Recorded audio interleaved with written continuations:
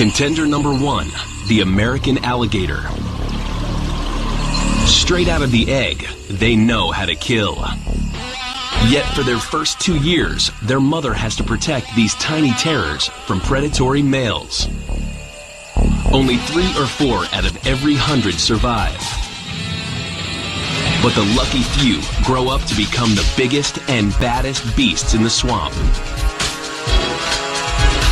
Males can reach nearly 15 feet and 1,100 pounds. But there are records of gators up to 20 feet long. That ranks them alongside the biggest crocodiles. The bad news for this reptile is that its brain is only the size of a walnut.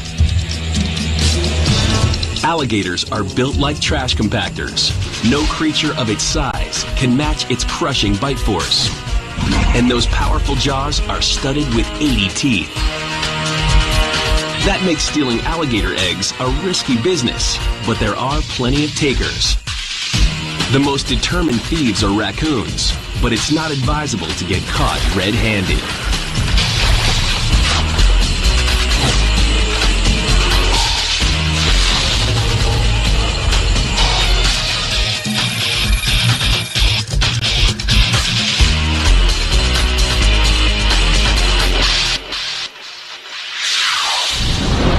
If there are rams inside there, then that's going to obviously inhibit whatever we grab hold of. Yeah, I think that's right, Just. If we stick them in the middle, we're going to muck up our bite, so we're probably going to have to... Meet our design and engineering team. Mike Latham, Chris Wheatley, and Justin Buckingham. The spins... We're going to head on the back of the... I don't want to make them out of anything that's too heavy. They're big and tough, let's make them out of aluminum. Yep, that would work. Crocodilian physiology is really geared towards exerting a lot of power over a short period of time. First, the team needs to know what weapons the alligator brings to its face-off. But the other thing is the death roll.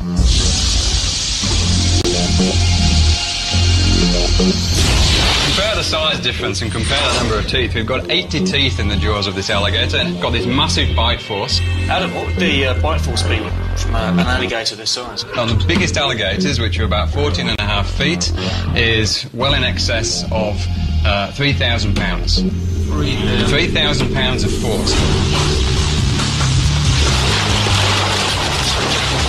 This animal is designed for killing, and that's exactly what it's going to be doing with this bear.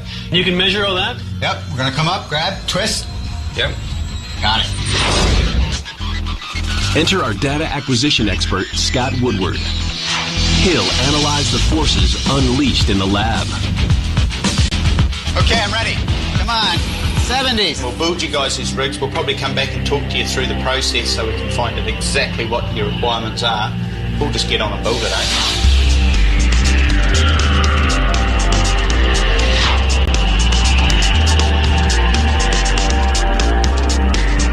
Build a biomechanical alligator with working jaws in a week. That's the challenge for the construction team. Chris works out how those jaws will open and close. Using a cast from a real alligator skull for reference, the modelers carve an exact copy in polystyrene.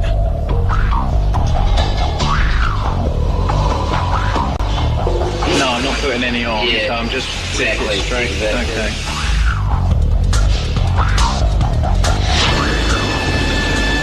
Next stop, the foundry. Polystyrene is fragile, but something much stronger soon takes its place. Molten aluminum vaporizes the polystyrene and fills the space it occupies in the sand. When it's cooled, a solid aluminum copy of the polystyrene model emerges.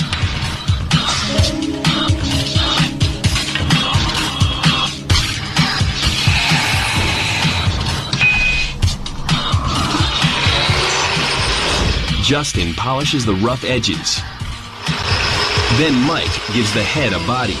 A stripped-down excavator, reinvented as a remotely operated vehicle called RV2.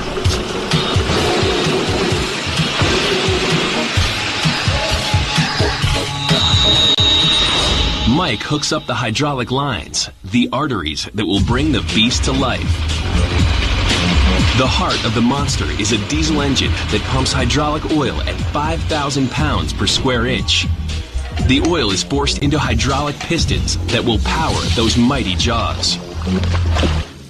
The designers and engineers complete their mission on schedule. Time to meet the alligator.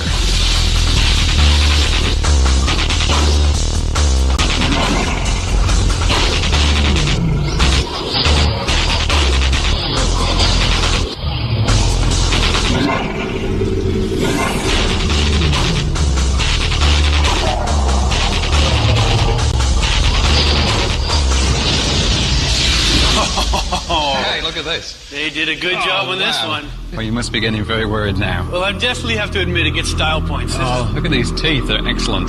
The function of these teeth is that the alligator is going to use all of its bite force to clamp down on the bear. And these teeth are going to puncture the skin and even go into the bone. And then what it's going to use is these powerful muscles on the back of its neck and the weight of its body, and it's going to rip large chunks of the bear off.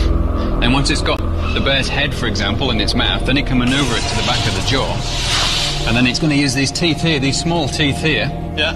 It's going to open up the flesh so that when the animal swallows it, all the very powerful stomach acids are going to get straight in there and start digesting it very efficiently.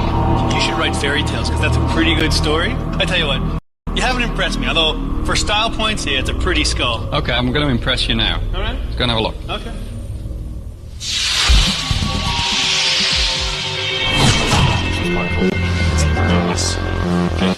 Hi guys. Hey, how are you doing? One alligator for you. Now, we've got to educate Dave about the alligator's primary weapon and its bite force. One of the extinct forms of alligators, Deinosuchus they were called, they got to about 35 feet long. That would have had the greatest bite of any vertebrate.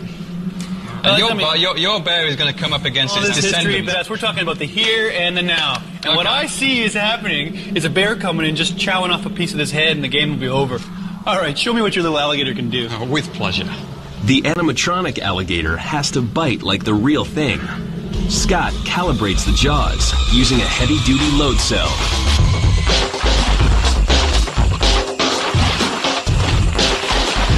Okay, 54, 55, 60, 260, 400. Oh, we're at 1,000, 1,500, 1,800. Keep going, Just? Going. Yep. 2,500. Little more, pikey. 3,011, we got it. Oh, that's a strong piece of wood. Okay. Yeah, all right, it's pretty strong. You're a master of understatement, Dave. The power has been set to a whopping 3,000 pounds. I'm just going to put him in the jaw like this. The team will test the rig with something easy. Oh, yeah. So you see, this is what would happen to your bear's head. So why you don't stick your head inside the jaws of an alligator. Okay, have you got that?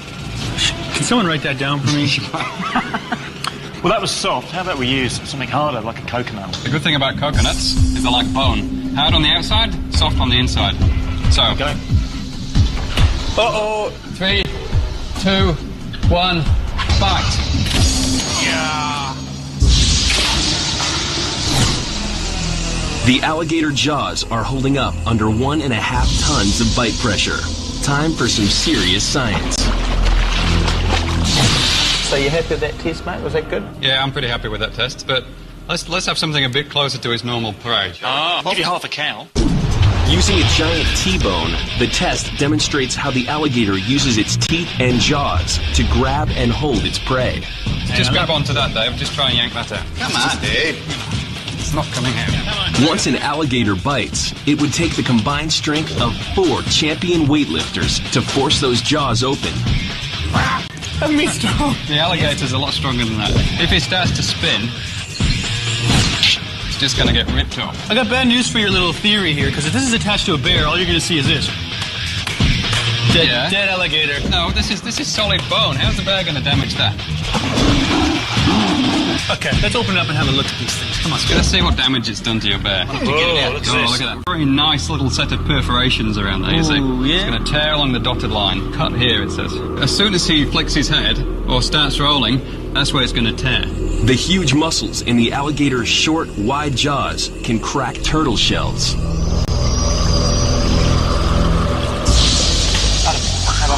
And like this crash helmet, turtles are designed to withstand enormous force. Come on, impress me here. Open up. Okay. Watch your fingers. Okay. Oh, yeah, that's I've good. got it. Okay, here we go. 2, 1, bite. Oh, bit of a ping off. Yeah.